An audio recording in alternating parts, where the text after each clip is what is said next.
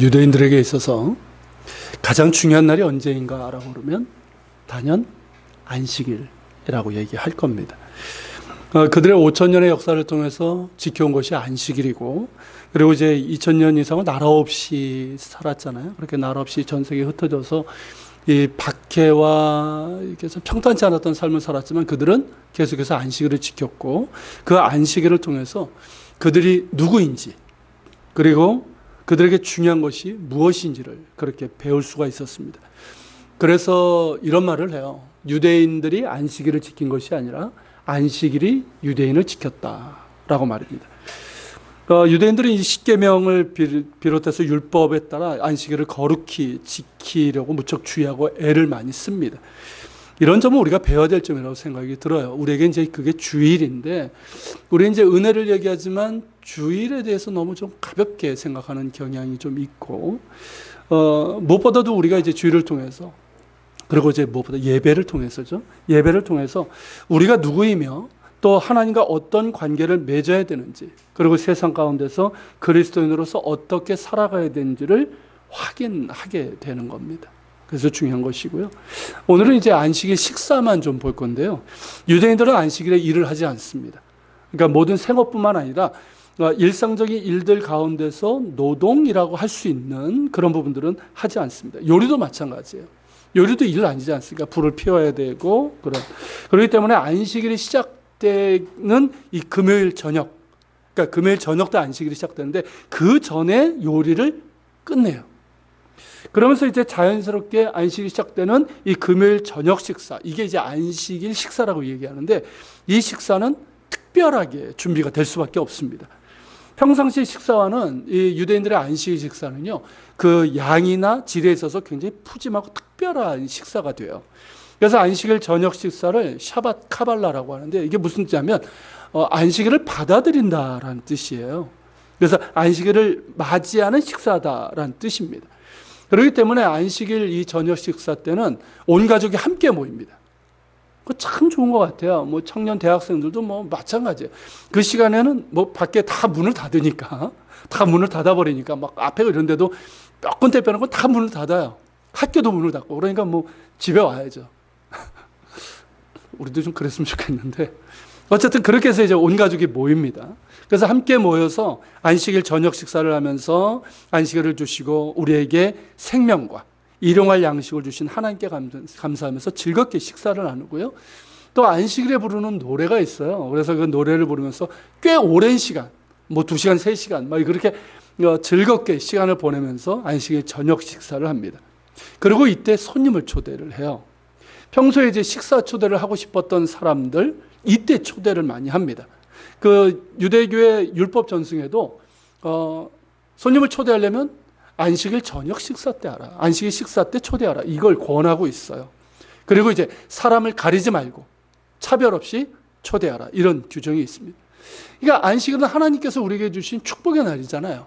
안식과 쉼과 축복의 날이기 때문에 풍성의 식탁을 차려서 온 가족과 그리고 손님들이 함께 즐거워하면서 작은 축제처럼 그렇게 보냅니다.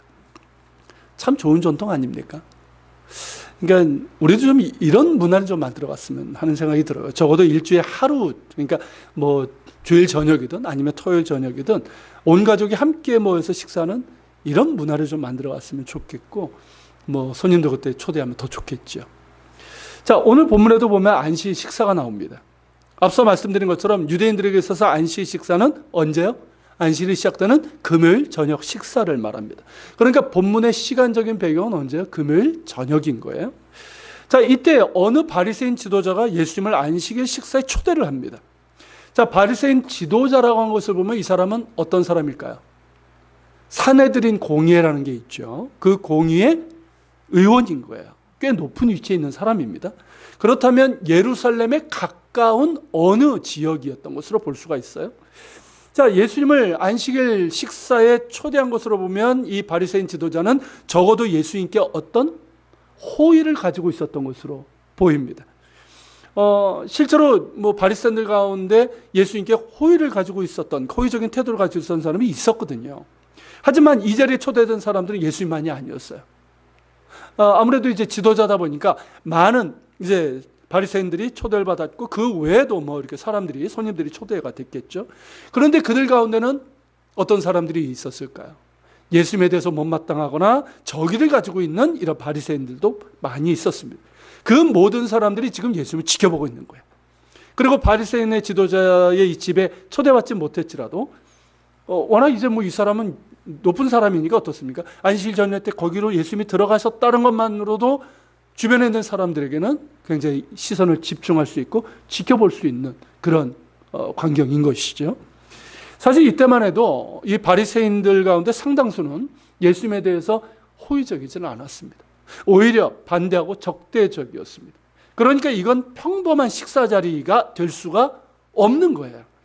그러니까 바리새인 이 지도자는 호의를 가지고 예수님을 초대했지만 그 분위기는 어떨까요? 굉장히 팽팽한 긴장감이 흐르고 있는 거예요. 이해가 되시죠? 이미 여러 번 이 바리새인들과 함께 이 안식일 논쟁이 있지 않았습니까? 안식일에 예수님께서 사람을 고치신 일로, 혹은 뭐 이게 제자들이 이 밀밭에서 이 손으로 이렇게 밀을 이렇게 겨가지고 먹은 거 있었잖아요. 그런 여러 가지 일로 사실 여러 번 논쟁이 있었단 말이죠. 그리고 예수님께서 그들을 책망하셨단 말이죠. 그러니까 안식일과 관련해서 바로 그날인 거예요. 안식일인 거예요. 그러니까 이 지금의 안식일 이 식사 자리는 무언가 큰 바람이 갑자기 한번 확 들이칠 것 같은 그런 팽팽한 긴장감이 돌고 있는 그런 분위기인 겁니다. 그런 가운데 그 자리에 누가 있었습니까? 수종병 든 사람이 있었어요. 이 수종병은 이 비정상적으로 체액이 이렇게 유출돼 가지고 세포나 관절이 부어오르는 증상이라고 합니다. 그래서 이제 물이 차는 병이라고도 얘기를 하는데, 그래서 이제 팔다리나 관절, 얼굴과 몸이 붓고 이게 피부가 이제 이 물러지는 증상이라고 그래요. 그런 가닥의 수종병은 뭐 지금이야 이제 치료할 수 있고 좀 어렵긴 하지만 그런 병이지만 그 당시에 의술로는 어렵잖아요. 그러니까 그 당시에는 이 수종병을 유대교 랍비들은 뭐라고 생각하냐면 부도덕한 생활에서 나온 것이다. 부도덕한 생활에서 발생한 것이고 하나님의 심판으로 본 거예요.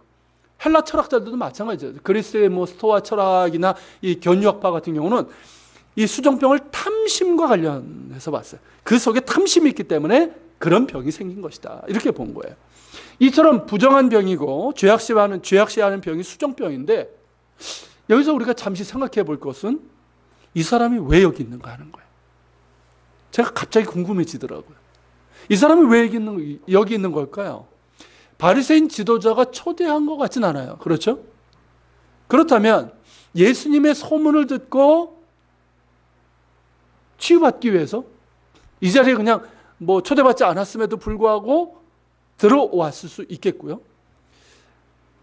아니면 예수님을 시험하기 위해서 바리새인들이 일부러 데리고 올 수도 있는데, 만일 그렇다고 한다면 어떨까요? 이건 굉장히 고약한 일이에요. 그죠? 이미 안식일에 병자를 고치신 일로 논쟁이 있었기 때문입니다. 또다시 예수님이 안식일에 병자를 고치실 경우에는 이를 문제 삼아서 또 공격하는 의도가 있다는 것이죠. 어쨌든 어떤 이유로든 이 수종병 든 사람이 그 자리에 있었고, 바리새인들은 예수님이 과연 어떤 행동을 할 것인가 감시하듯이 보고 있었다는 것이죠. 이들의 심증을 아신 예수님께서는 그 자리에 있는 율법교사들 바리새인들에게 물으셨습니다. 안식일에 병 고쳐주는 것이 합당하냐 아니하냐. 이들이 잠잠합니다. 왜냐하면 그게 중요하지 않아요. 예수님이 어떤 행동을 하는가가 중요하거든요. 잠잠합니다. 그러자 예수님께서는 어떻게 하십니까? 수종병 든 사람을 고쳐주시고 그를 돌려보내신 후에 이 바리새인들 율법교사들에게 다음과 같이 물으시게 되죠. 이렇게 물으십니다. 또 그들에게 이르시되 너희 중에 누가 아들이나 소가 우물에 빠졌으면 안식일에라도 곧 끌어내지 않겠느냐. 이렇게 물으셔요. 그런데 이들은 이에 대해서 아무런 대답을 하지 못하게 됩니다. 왜일까요? 충분히 반박할 수 있어요. 예전에 그랬잖아요. 그런데 예수님께서 이렇게 질문하시니까 이들이 아무런 대답을 하지 못했어요. 왜일까요? 그 배경이 있어요. 유대교의 그 미슈나라는 경전이 있습니다. 탈무드의 전신인데 그 미슈나에 보면 이런 내용이 있어요. 안식일에 가축이 웅덩이에 빠졌을 경우 어떻게 할 것이냐. 그렇잖아요. 우물이나 이렇게 빠질 수 있잖아요. 그렇게 되면은 이게 봐서 이 소나 양이 빠졌는데 얘가 거기서 이렇게 평안히 있으면, 별탈 없이 이렇게 평안히 있으면 굶어 죽지 않게 먹이 딱 주고 다음날 구해내라는 것이고요. 근데 걔가 거기서 뭐 부러졌든지 지금 죽을 것 같아. 그러면은 안식일을 할지라도 건져내라라는 그런 내용이 있어요. 그 근거로 내세운 게 뭐냐면 출애굽기 23장 5절입니다. 여기에 보면 이런 말씀이 있거든요. 내가 만일 너를 미워하는 자의 나귀가 짐을 싣고 엎드러짐을 보거든 그것을 버려두지 말고 그것을 도와 그 짐을 부릴지니라.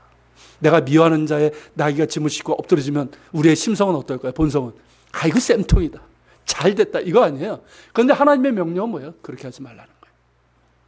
도와주라는 거예요. 안식일 할지라도 이것을 적용한 거예요. 자, 그런데 예수님 당시에 유대교 종파 중에 에세네파가 있어요. 사회사본을 이제 보관했던 그 에세네파 같은 경우는 안식일에 가축이 웅덩이에 빠져도 끌어올리지 말라, 이 규정이 있어요. 그리고 사람이 우물에 빠져도 그를 구하지 않는 이것이 문제가 됐어요. 논란이 있었어요. 자, 사람이 빠져도 구하지 말라고 주장하는 사람들이 있었어요. 에세네파에는. 왜냐하면 안식일을 어기고 지금 물에 갔다가 빠졌다면 죽어도 싸다라는 거죠. 참 무섭죠? 어쨌든 이 바리새파의 경우에는 사람이 안식일에 사람이 이제 그 생명이 위협하면 먼저 생명을 구하는 것이 율법이 명하는 법도다라고 그렇게 이제 말하고 있어요. 실제적인 일화가 있어요. 예수님 당시에 이 바리새파의 양대 산맥이 힐렐 학파하고 샴마이 학파예요. 근데 이들의 시조가 힐렐이고 샴마이예요. 위대한 랍비들인데 이들과 관련된 이야기예요. 어느 겨울 안식일 전날, 그러니까 금요일이었어요. 힐렐이 가난했어요. 그래서 돈이 없어가지고 수업료를 내지 못해가지고 이 토라 학교, 그때는 학교에서 토라를 가르쳤으니까 토라 학교에 들어가질 못했어요. 그러니까 어떻게 했냐면 지붕으로 올라가가지고 거기에서 이렇게 고개를 이렇게 내밀어 창문으로 이렇게 들리는 소리가 있잖아요. 그 소리로 선생님들이 가르치는 그런 내용을 들으면서 그렇게 배웠어요. 대단한 열심이 있었죠. 근데 그렇게 이제 심취했었는데 추운 겨울 아닙니까? 그리고 눈도 내리고 있었어요. 그렇게 심취하고 이러고 있다가 깜빡 잠이 들었어요. 그리고 눈에 파묻히고 말았습니다. 자, 다음날 안식일 아침이에요. 자, 이 샴마이가 나이가 좀 많은 사람입니다. 이 사람이 교실을 들어갔는데 교실 안이 한 부분이 어두운 것 같아요. 보니까 이제 창이 뭔가 가리고 있는 거죠. 보니까 지붕 위쪽에, 창문 지붕 위쪽에 뭔가가 이렇게 가려져 있는 거예요. 자세히 보니까 사람인 거예요. 그래서 샴마이가 어떻게 했냐면 이 창고에 가지고 사다리를 가져다가 이 사다리를 놓고 이 힐레를 등에 업고 그리고 내려와 가지고 씻기고 따뜻한 물로 씻기고 화로에 앉혔어요. 자, 이거는 뭐에 해당됩니까? 자, 안식일 날 창고에서 사다리를 옮겼어요. 힐렐이라는 사람을 옮겼어요. 뭡니까 이거는? 노동인 거예요. 그죠? 우리에게는 이게 뭔데? 그렇지만 유대인들의 입장에서 봐야 되는 거예요. 그렇다면 이 사람은 율법주의자예요? 그렇다면 누군가가 샴마이에게 이 안식일을 범했다고 비난할 수 있는 그런 상황인 거예요. 그러나 샴마이는 뭐라고 그랬냐면 이런 사람을 위해서는 안식일을 범해도 된다라고 얘기를 했어요. 즉 안식일에 사람의 생명이 위급하면 그의 생명을 구하는 것이 안식일을 지키는 것을 선행한다는 법도, 이게 사실은 성경적인 하나님께서 하신 말씀이거든요. 이게 맞다는 것이죠. 자, 이처럼 이러한 위대한, 그들이 존경하는 위대한 랍비들의 가르침도 있고 이 일화가 있잖아요. 그리고 이제 미시나 같은 경전에도 기록되어 있으니까 예수님의 질문이 어떻습니까? 대답을 할 수가 없는 거예요. 예수님 참 예리하시죠. 그러니까 아무리 안식일이라도 자, 자기 아들이 딸이 우물에 빠졌으면 어떻게 하겠습니까? 당연히 꺼내주죠. 그리고 자기 가축이 빠져도 어떻습니까? 그렇게 할 것이기 때문입니다. 그리고 이어지는 7절부터를 보면 예수님께서 이제 비유로 하신 말씀인데요. 자, 청함을 받은 사람, 그 식사 자리에 초대를 받은 사람들이 높은 자리를 딱 차지하고 있는 거예요. 예수님은 아마도 밑에 계셨던 것 같아요. 위에 딱 앉아가지고 이러고 있는 거예요, 지금. 자, 그런 그 모습을 보시고 하신 비유입니다. 그 비유는 혼인잔치인데, 자, 잔치에 초대를 받았을 때 높은 자리에 상석에 앉지 말라는 것입니다. 왜일까요?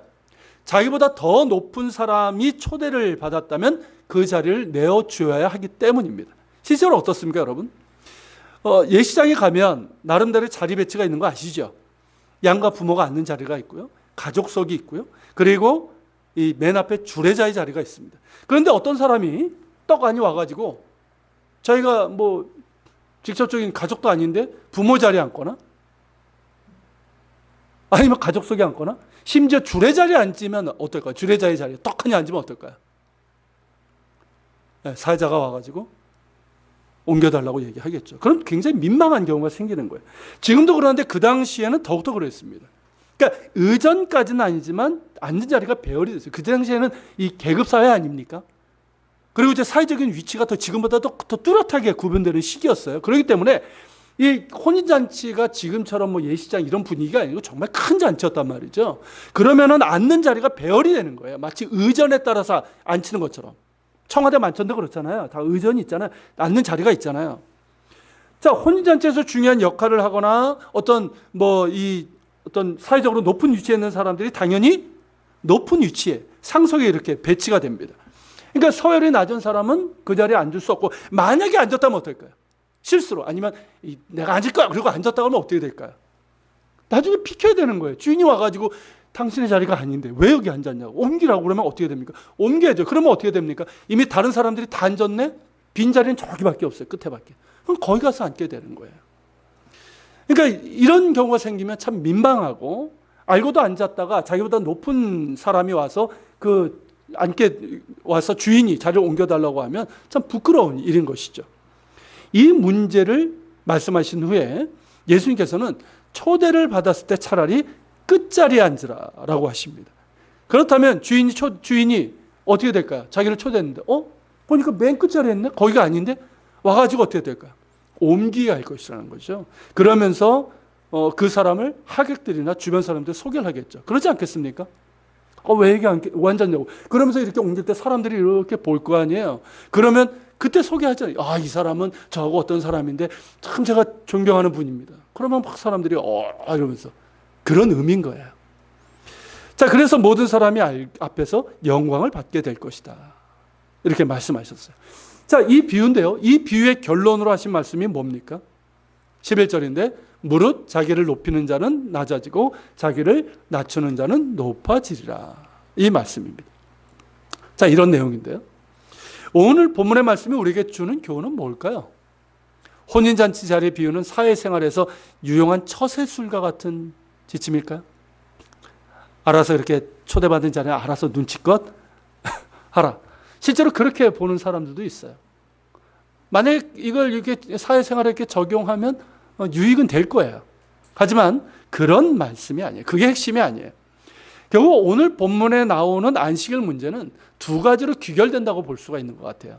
첫째는 뭐냐면 그를 누구로 보느냐의 문제입니다. 그를 누구로 보느냐. 그 두 번째는 그러면 나를 누구로 아느냐 이 문제라는 것이죠. 자, 그를 누구로 보느냐의 문제에서 그는 뭡니까? 다른 사람을 얘기하는 거예요. 즉 다른 사람들을 누구로 보느냐의 문제라는 것이죠. 자, 수정병 든 사람을 고치신 후에 예수님께서 하신 질문이 바로 그거예요. 왜 바리새인들은 예수님이 안식일에 병자를 고치신 일로 그렇게 비난하며 공격을 했을까요? 분명 미시나 그들이 존경하는 힐레이나 샴마엘 같은 그런 위대한 랍비들의 경우에서 본 것처럼 사람이나 가축의 생명이 위급한 경우에는 안식일에도 구하라고 했잖아요. 근데 그들의 주장은 이거예요. 예수님이 고친 병자들은 생사가 걸린 문제가 아니라는 겁니다. 지금 당장 고쳐줘야 만큼 그렇게 위급한 상황이 아니라는 것이죠. 위급한 자가 아니라는 거예요. 다음날 하면 되지. 왜 굳이 안식일에 하냐는 거예요. 나름대로 일리가 있죠. 그렇다면 예수님은 왜 안식일임에도 불구하고 이 병자들을 고쳐주신 걸까요? 몇 가지로 볼 수 있는데 우선은 시급성, 다른 말로 하면 위급성이에요. 자, 바리새인들은 내일 할 수 있냐고 하지만 이 아픈 사람은 어떻습니까? 언제 다시 예수님을 볼 수 있지 몰라요. 지금 예수님이 제한된 시간 가운데 우리가 아는 것처럼 공생애 아닙니까? 3년이라는 그 제한된 시간 가운데 지금 하나님 나라의 복음을 전하면서 십자가의 길을 가고 계셨기 때문에 그래요. 또한 이 수정병 든 사람이나 오랜 기간 혈루병 앓은 여인과 같은 사람에게는 오늘이라고 하는 시간이 어떻습니까? 굉장히 위급한 시간이에요. 여러분, 하루하루를, 그 오랜 시간을, 하루하루를 죽음과 같은 그런 고통의 시간을 보내고 있는데 안식이라고 해서 다릅니까? 똑같아요. 시급한 거예요. 그리고 무엇보다 사람을 보시는 예수님의 시각이에요. 예수님께서 바리새인들에게 너희 중에 누가 그 아들이나 소가 우물에 빠졌으면 안식이라도 곧 끌어내지 않겠느냐고 물으셨는데, 여기에 예수님과 바리새인들의 시각차가 나타나는 거예요. 자, 바리새인의 눈에는 어떨까요? 자기의 아들딸과 다른 사람의 아들딸이 구분됩니다. 자신의 가축과 다른 사람의 가축이 구분됩니다. 즉 자신과 관계에 따라서 확연한 차이가 나타나고 그가 누구냐에 따라 달라지게 되는 거예요. 그런데 예수님의 눈에는 어떻습니까? 그 어떤 구분이나 차이가 없습니다. 차별이 없어요. 그가 어떤 위치에 있느냐, 사회적으로 어떤 위치에 있느냐, 그거에 따라 달라지지 않습니다. 주님은 사람을 외모로 보시지 않으십니다. 사람을 그의 사회적인 위치나 조건 등으로 평가하거나 차별하지 않으십니다. 예수님의 눈에는 건강한 사람이든 아픈 사람이든 같아요. 모두가 천하보다 소중한 존재이고 하나님의 사랑을 받아야만 하는 존재입니다. 마치 주님의 아들 같고 딸과 같은 거예요. 맞습니다. 수종병 든 이 사람도 주님의 자녀예요. 남이 아니에요. 그러기에 불치의 병이라는 우물에 빠져 있고, 지금 고통이라는 우물에 빠져 있고, 사람들의 정죄와 배척과 차별이라는 이 우물에 빠져 있는 이 사람을 지금 당장 구해내야 되는 거예요. 안식이라 할지라도 말입니다. 이 차이예요. 사람을 보는 눈, 그 시각의 차이예요. 그들의 눈에는 그저 부정한 병자이고 심판받은 죄인에 불과합니다. 그가 어떤 고통 가운데 있는지 헤아리지 못합니다. 그가 우물에 빠져서 매우 위태한 지경에 있다는 것을 알지 못하는 거예요. 별로 관심이 없어요. 그러니까 늘 부정한 죄인으로 정죄하는 것이고, 예수님께서 왜 지금 안식일에 병자를 고치냐고, 왜 안식일을 범하냐고 이것만 가지고 비난하고 공격하고 있는 거예요. 마치 세월호 사건을 보면서 아무렇지 않게 말하고 심지어 잔인한 말까지 쏟아내는 사람들이 있죠. 예수님의 질문은 그런 사람들에게 만일 당신의 아들, 딸이라면, 당신의 손자, 손녀라면, 그리고 당신의 조카이고 동생이라면 어떨 것 같냐, 이렇게 물으시는 것하고 똑같은 거예요. 결국 예수님의 말씀은 사람을 보는 눈이에요. 이게 달라져야 된다는 거예요. 그를 누구로 보느냐, 이것이 중요하다는 것입니다. 그걸 우리에게 말씀하시는 거예요. 두 번째로 나를 누구로 보느냐, 이 문제는요, 이것은 혼인잔치 자리 비유해서 말씀하시는 바예요. 당시 여러분 바리새인들을 비롯해서 이 소위 경건하다고 자부하는 사람들은 하나님의 눈에 뜨는 이 자리를 차지하려고 그렇게 했어요. 그 의미는 이제 이어지는 계속 설교를 들으시면 이해가 되실 거예요. 그리고 사람들에게도 자신이 얼마나 율법을 잘 지키고 정결을 유지하고 있는지를 보여주지 못해서 안달이었습니다. 그러니까 사람들이 많이 모이는 그런 마을 어귀나 시장 등에서 손을 들고 기도를 한 거예요. 유대인들은 하루에 3번 기도하는데 보통 이제 집이나 어떤 그런 곳에서 하는데 시간에 맞추다 보면 어떻습니까? 마을이나 어떤 시장에 이렇게 다가 시간이 됐어요. 그러면 거기서 기도할 수 있단 말이죠. 실제로 지금도 저 이슬람 같은 경우는 그렇게 하더라고요. 유대인들은 아직까지 이렇게 많이 못 봤는데 어쨌든 예수님 당시에 그랬어요. 근데 이 사람들이 나중에 어떻게 됩니까? 그렇게 거리 가다가 막 이제 장 보다가 시간이 됐네 그러면서 하나님에게 탁 기도하면 주변에 있는 사람이 어떨까? 와, 경건한 사람이네. 이런 인정을 받을 수 있죠. 근데 이게 나중에 어떻게 될까? 사람들이 보이려고 하게 되는 거예요. 그러니까 지금 집에 있어요. 집에서 지금 12시라고 하면 12시예요, 집에.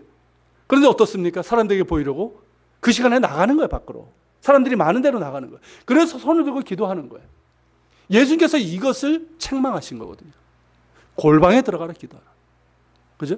그리고 기도하고 예배 드릴 때도 어땠습니까? 유대인들은 여러분들 제가 몇 번 보여드린 것 같은데 이 머리에다가 까만 이 박스를 이렇게 맨다고 그랬잖아요. 이게 특필린인데 이 안에 이 쉐마 신명기 6장의 말씀이나 이 경구가 들어있어요. 경구함이라고 되어 있는데 이거를 이제 크게 만드는 거예요. 이렇게. 원래 요만한데 이만하게 만드는 거예요. 그리고 이제 쇼울이 있어요. 탈릿이라는 쇼울을 쓰고 하는데 그 끝에 찌찌시라는 이 매듭이 있습니다. 그게 율법 613개를 의미해요. 그걸 잡고 하는데 이 줄을 길게 만드는 거예요. 땅에 질질질 끌리게. 그러면서 자신의 어떤 경건한 의로움을 사람들에게 보이려고 했던 거죠. 금식할 때도 마찬가지. 예수님께 책망하셨죠. 금식하는 걸 사람들에게 보이려고. 금식 역시 경건의 어떤 모습이에요. 좋은 거예요. 근데 그것을 사람들에게 보이려고 어떻습니까? 얼굴을 초췌하게 만드는 거예요. 이렇게 숯 같은 거를 여기 살짝 칠하면서 뭔 얘기인지 아시죠? 그러고 다녔던 거죠. 다 이런 것들이 예수께서 책망하신 건데 그렇게 하는 이유가 뭡니까? 이렇게 함으로써 자신이 율법을 잘 지키고 율법적으로 정결하고 경건하다는 것을 사람들에게 보여주고자 함인 거예요. 이런 행동의 원인은 어디에 있는지 아십니까? 이행칭의에 있어요. 즉 나의 어떤 행위나 선행을 통해서 의롭다함을 얻는다는 생각에서 나오는 거예요. 여러분 이게 생각보다 우리 인간에게 뿌리 깊은 생각이에요. 사실 여러분 이 복음, 기독교의 복음을 빼놓고 세상의 모든 다른 종교는 이행칭이에요. 사람의 어떤 행위, 어떤 고행, 선행 이런 걸 통해서 의롭게 함을 얻는다. 구원받을 수 있다라고 그렇게 가르칩니다. 사람들이 그렇게 뿌리 깊은 거예요. 물론 성경적인 것은 아니에요. 성경은 여러분 뭐라고 가르칩니까 우리에게? 의인은 오직 믿음으로 말미암아 살리라. 이게 성경의 메시지예요. 우리의 어떤 행위나 선행으로 하나님께 의롭다함을 받을 수 있는 것이 아니고 예수 그리스도를 구주로 믿는 그 믿음을 통해서 의롭다함을 받는다는 것입니다. 이행칭의의 논리에 빠지면 둘 중에 하나가 되고 말아요. 나는 율법부터 잘 지키고 경건한 생활도 하고 선행을 하니까 나는 의롭다는 것이고 그렇지 못할 때는 뭐가 될까요? 나는 아주 형편없는 부정한 죄인이 되고 마는 거예요. 나뿐만 아니라 다른 사람을 볼 때도 마찬가지입니다. 겉으로 보이는 행동이나 모양을 가지고 그 사람을 판단하고 정죄하게 되는 거예요. 만일 내가 율법도 잘 지키고 경건생활과 선행도 하고 있고 그렇게 해서 의롭다고 생각을 하게 된다면 어떻게 될까요? 하나님께 내가 의롭다고 내가 생각하는 거예요. 하나님이 나를 보실 때 나를 의롭다고 하실 거야. 그러면 사람들에게도 내가 뭘 요구하게 될까요? 나를 의롭다고 인정해. 그죠? 나를 존경해. 내가 존경받길 원하게 되는 거예요. 그러니까 어떤 모임의 자리에 가면 어떤 자리를 원할까요? 높은 자리. 그죠? 상석을 원하게 되는 거예요. 그 자리는 사회적으로 높은 위치에 있지만 또 사람들에게 존경받는 사람들의 위치고 섬김을 받는 자리거든요. 거기 있길 원하는 거예요. 그러다 보니까 당시에는 어땠냐면 이 상석에 먼저 앉으려는 암묵적인 경쟁이 있었단 말이에요. 이해가 되십니까? 누군가 와서 그 자리에 딱 앉으려고 그러면 어떤 사람은 이 교회에서도 있더라고요 보니까. 그러면서 이제 그 자리를 차지하려는 그 암묵적인 경쟁이 있었어요. 참 볼만했을 거예요. 그런데 여러분 이런 모습이 얼마나 뿌리가 깊은지 예수님의 제자들 가운데서도 이 모습이 있었잖아요. 그죠? 우리가 이제 예수님 마지막 만찬 때 우리가 보는 것처럼 6월절 만찬이었죠. 그때 어땠습니까? 누가 크냐는 논쟁이 있었잖아요. 눈치 싸움이에요. 자리 싸움이에요. 누가 이 상석에 앉느냐 이거였어요. 근데 여러분 그 예수님 당시의 식사 자리는 식탁 배열은 어떤지 아십니까? 우리는 이게 네모난 데 이렇게 앉잖아요. 근데 예수님 당시에 어땠냐면 영어의 U자 형태예요. 우리로 하면 이제 디귿자 형태? 그런 형태라고 볼 수가 있죠. U자로 이렇게 보는데 이런 형태예요. 이런 형태이고 이제 반쯤 이게 누워서 쿠션 놓고 누워서 이렇게 앉았는데 여러분 상석은 어딘지 아십니까? 이 U자의 맨 아래예요. 주인이 앉는 자리예요. 그리고 주인 좌우에 여기가 최고의 상석이에요. 그리고 이쪽 안쪽 이쪽이 그 다음 자리고 맨 이쪽 주방과 가까운 이쪽 자리는 서열이 낮은 사람들 그리고 시중을 들어야 되는 사람들이 앉는 자리예요. 근데 여러분 우리가 이제 보통 예수님의 그 6월절 만찬 식탁 자리를 보면 레오나르도 다빈치의 최후의 만찬 그거 자리 배열을 생각하죠. 한 면으로 일렬로 쭉 앉은 드라마 촬영도 아니고 그런 배열이 아니고 이런 자리라는 거예요. 그리고 이 복음서를 통해서 보면 예수님께서 앉으셨던 자리는 상석이 아니었어요. 이 U자의 아래쪽이 아니었어요. 여기는 이 제자들이 앉았어요. 그리고 예수님은 다음 단계 자리 있죠. 이 자리에 앉으신 거예요. 그리고 이 자리에 좌우에 요한과 가룟 유다가 예수님 좌우에 앉았어요. 그리고 베드로는 건너편 가장 서열이 낮은 사람들이 앉는 자리, 시중을 들어야 되는 자리에 앉는 거예요. 이걸 보면 베드로가 뭔 일 때문인지 늦게 온 것 같아요. 자, 그 자리에서 서로 막 누가 크냐 자립 싸움이 있었던 거예요. 눈치 싸움이 있었던 거예요. 그런 건데 베드로의 속마음이 읽혀지십니까? 무슨 생각이 들었는지? 아니, 저놈들은 왜 저 자리에 앉는 거야? 왜 상석에 앉아 있는 거야? 그리고 예수님은 왜 저기야? 그리고 예수님 좌우에 왜 요한하고 가룟 유다? 그래, 요한은 내가 이해를 해. 항상 그랬으니까. 근데 가룟 유다 저놈은 왜 저기 앉아 있는 거야? 그리고 예수님하고 뭔가 대화하는데 뭐라 그러지 들리질 않네. 그리고 나는 왜 여기 앉아 있는 거야? 왜? 나보고 지금 시중 둘라는 거야? 이게 읽혀지십니까, 여러분? 이런 생각들로 가득했을 거예요. 다른 제자들도 마찬가지고. 그러니까 만찬 전에 예수님의 발을 씻겨드리지도 않았고 물도 드리지 않았고, 그리고 심지어 예수님이 앉으셔야 되는 그 자리까지도 자기들이 차지하고 만 거예요. 반대로 여러분, 이신칭이, 즉 자신의 어떤 행위나 노력으로 의롭다함을 얻지 못하는 죄인일 뿐이고, 오직 예수 그리스도 안에 나타난 하나님의 은혜로만 내가 의롭다함을 얻음을 아는 그런 사람은 어떨까요? 독생자를 내어주신 하나님의 크신 사랑과 죄인을 용서해 주신 그 은혜를 기억하면서 겸손해질 것입니다. 그죠? 나의 어떤 행위나 어떤 노력으로 내가 구원받은 게 아니란 말이에요. 오직 하나님의 은혜로 내가 구원받은 것뿐이에요. 내가 예수를 믿은 것조차도 뭡니까? 은혜잖아요. 그러니까 어떻습니까? 자랑할 게 없어요. 겸손할 수밖에 없는 거예요. 당연히 나는 거룩하게 그리고 경건한 삶을 살아가려고 애를 씁니다. 내가 은혜 받았으니까 마땅하죠. 그리고 선한 일도 많이 하게 됩니다. 그렇지만 그것을 누구에게 보여주고 인정받고자 하기 위해서 하는 것이 아니에요. 그리고 그렇게 함으로써 내가 너보다 의롭다? 그런 생각을 하지 않게 됩니다. 나는 용서받은 죄인일 뿐이에요. 그리고 의롭지 못하지만, 자격이 없지만 주의 은혜로 의롭다함을 받은 존재일 뿐이에요. 그러니까 자랑할 것이 없지요. 내가 무엇을 한들 자랑할 것이 없고 오직 주의 은혜로 한 것이에요. 따라서 인정받고 높아지려고 안다라는 그런 모습이 없습니다. 하나님 앞에 언제나 겸손히 엎드릴 수 있고, 다른 사람들에 대해서도 겸손한 자세로 나를 낮추고 섬기며 사랑하게 되는 거예요. 상석에 앉아서 자기를 과시하거나 섬김받는 것을 즐기지 않게 되는 거예요. 여러분, 이것이 이신칭의 사람의 모습인 거예요. 결국 뭐냐 하면 여러분, 우리의 신앙생활은 다른 거 아니에요. 인간관계도 마찬가지고, 나를 누구로 아느냐, 이 문제야. 나를 누구로 아느냐. 나는 부정한 죄인이고 죄인 중에 괴수입니다. 내 안에 선한 것이 없어요. 그러기에 내가 무엇을 한들 나는 그것으로 의롭다함을 받을 수 없습니다. 그러한 나를 위해서 예수님께서 이 땅에 오셨고 십자가에서 그 모든 고통과 죽임을 당하셨습니다. 내가 실패한, 내가 할 수 없는 그 모든 것들을 예수님께서 십자가를 통해서 다 온전하게 이루셨습니다. 할렐루야. 그러므로 나는 의롭지 못하나 예수님을 믿는 나는 의롭게 되는 거예요. 나는 여전히 부정한 죄인이지만 예수 안에 있는 나는 거룩한 의인으로 인정을 받게 되는 거예요. 누구로부터? 하나님으로부터. 신앙이 깊어질수록 하나님 앞에 겸손한 신뢰로 나아갈 수 있게 되고요. 사람들에게 있어서도 나를 낮추며 섬김을 받는 자가 아니라 섬기는 자로 서게 됩니다.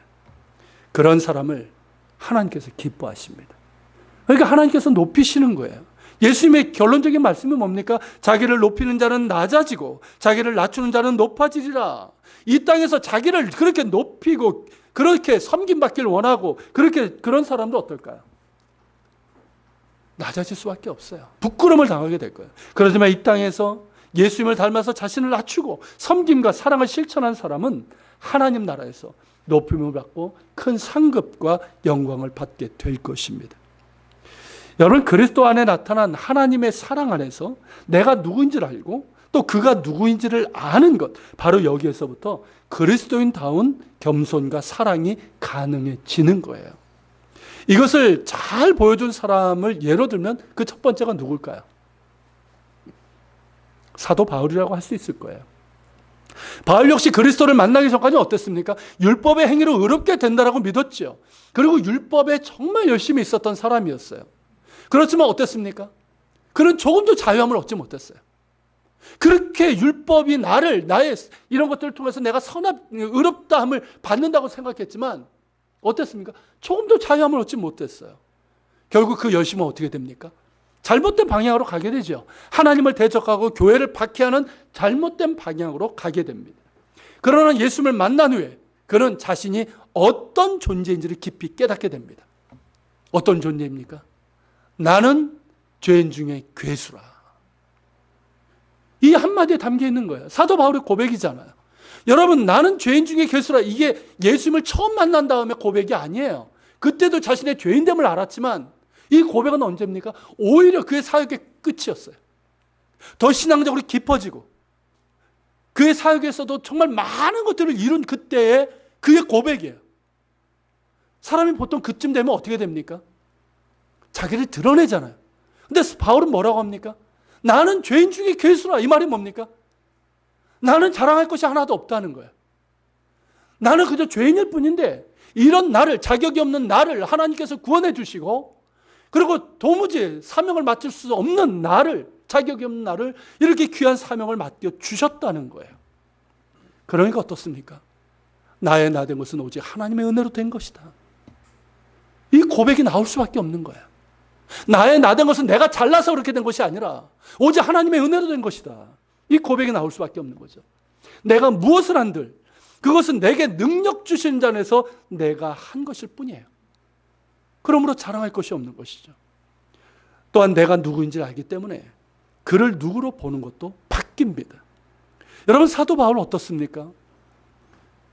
늘 사람들을 긍휼히 여기는 그런 마음이 있었잖아요. 사랑하는 마음이 있었잖아요. 그러니까 내가 바뀌면, 내가 누군지를 알게 되면 다른 사람을 보는 눈도 바뀌게 되는 거예요.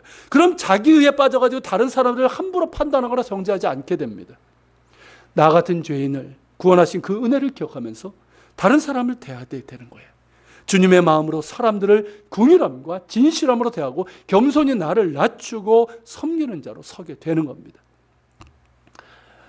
여러분, 사도 바울이 빌립보 교인들에게 권면한 말에서 이것이 잘 나타나요. 여러분, 빌립보서 2장입니다. 같이 한번 읽어볼까요? 그러므로 그리스도 안에서 무슨 권면이나 사랑의 무슨 위로나 성령의 무슨 교제나 긍휼이나 자비가 있거든 마음을 같이하여 같은 사랑을 가지고 뜻을 합하여 한 마음을 품어 아무 일에든지 다툼이나 허용으로 하지 말고 오직 겸손한 마음으로 각각 자기보다 남을 낮게 여기고 각각 자기를 나의 기쁨을 충만하게 하라. 여러분, 어떻습니까? 예수님의 정말 가르치신 말씀, 예수님께서 친히 보여주신 그 섬김과 사랑이 그대로 담겨 있잖아요. 그리고 실제로 사도 바울이 행했던 섬김이고 사랑이었단 말이죠. 참 우리가 만들어가야 될 섬김이고 사랑이고 교제인 거예요. 그리고 이어서 사도 바울은 우리가 이러한 정말 아름다운 섬김과 사랑, 자신을 낮추는 겸손한 마음으로 다른 사람을 섬기고 사랑하는 이 아름다운 교제가 무엇으로 가능한지 우리에게 말하고 있어요. 우리가 이것을 꿈꾸지만 어떻게 가능합니까? 그가 말하고 있는 것은 이거예요. 같이 있습니다. 너희 안에 이 마음을 품으라. 곧 그리스도 예수의 마음이니. 바로 이거예요. 다른 거 있지 않아요. 여러분, 우리 안에 이 마음을 품어야 된다는 거예요. 그리스도 예수의 마음. 여러분, 그리스도 예수의 마음이 뭡니까? 이어지는 6절서부터 얘기하고 있는 것처럼 예수께서는 하나님의 본체이세요. 그 본체로서 누리실 영광을 당연한 것으로 여기지 않고 오히려 어떻게 하십니까? 자기를 비워 종의 형체를 사람이 되셔서 이 땅 가운데 오셨어요. 우리가 똑같은 사람이 되셨고 또 겸손하게 이 땅에서 섬기는 자로 사셨고 그리고 십자가에 죽기까지 복종을 하셨습니다. 그러한 예수님을 하나님께서 지극히 높여 모든 이름에 뛰어난 이름을 주사 모든 무릎이 예수의 이름에 꿇게 하시고 모든 입으로 예수 그리스도를 주라 시인하여 아버지 하나님께 영광을 돌리게 하셨습니다. 할렐루야. 자기를 높이는 자는 낮아지고 자기를 낮추는 자는 높아지라는 이 말씀처럼 그렇게 하셨고 그렇게 되신 겁니다. 여러분, 바울이 우리에게 권면하는 것처럼 그리스도 예수의 마음을 품어야 됩니다. 예수님의 그 겸손과 하나님의 뜻에 복종하신 그 마음을 품어야 됩니다. 자신을 내어주신 그 사랑을 품어야 되는 거예요. 그러기 위해서는 예수님 안에 거해야 됩니다. 예수님이 정말 나의 주인으로 계신 가운데 그냥 입으로만 예수하지 말고 정말 예수님이 정말 나의 주님으로 계신 가운데 예수님과 친밀하고 깊은 관계 가운데 나아가야 됩니다.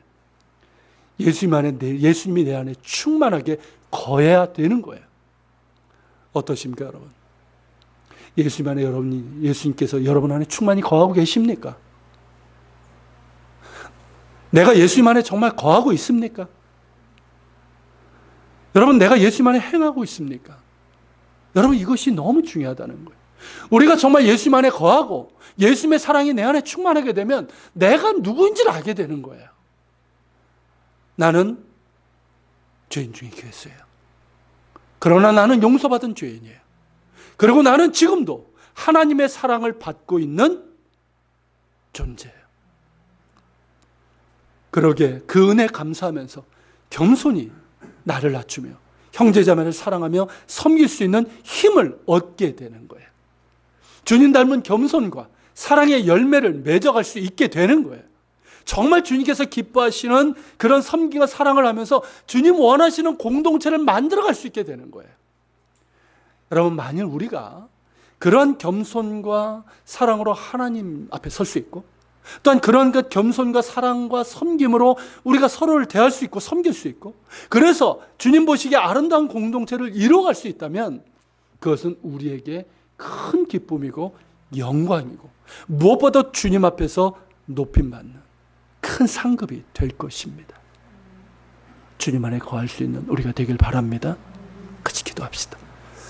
오늘 말씀을 기억하면서 같이 기도합시다. 주님,